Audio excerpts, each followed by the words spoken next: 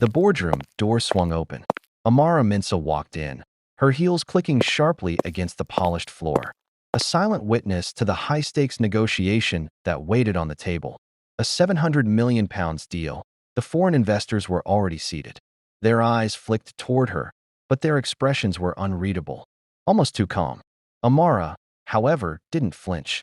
She placed her black leather portfolio on the table, took a seat at the head, and opened it slowly, deliberately, giving no hint of the storm she was about to unleash. One investor leaned toward the other, whispering in Mandarin, "Look, the servant is running the company." Soft chuckle followed, the sound sharp in the quiet room. Another investor, smirking, added, "Relax. Once she signs, we'll control everything." Amara continued going through notes in her notebook, her expression calm, almost serene. She didn't look up. The investors exchanged glances, confident that their plan would succeed unnoticed. Yet beneath the normal rhythm, tension simmered. Then, Amara's stop froze mid-note. Slowly, silence settled like a weight across the room. Every whisper, every subtle gesture of superiority had just met an unexpected force. "Oh, I understood the moment you called me a servant," she said in perfect Mandarin. The room went completely still. The laughter, the whispers, everything stopped. One of the investors' eyes widened. You understand Chinese?"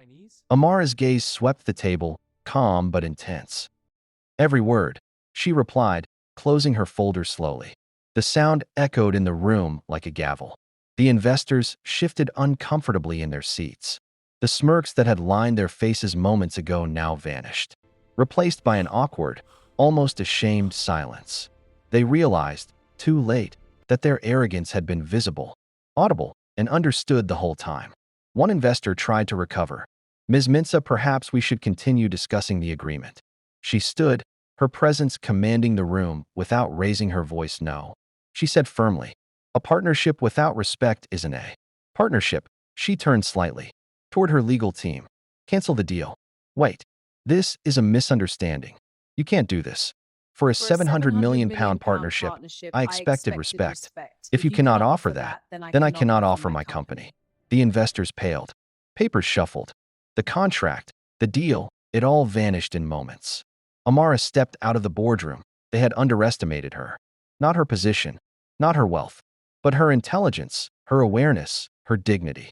Later that week, Amara returned to the table, but not with the same investors.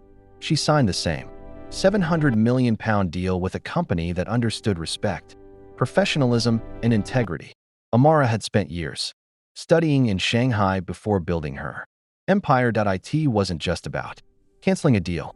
It was a lesson: never underestimate people. Respect is more valuable than money.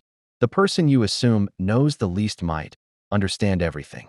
Did she do the right thing?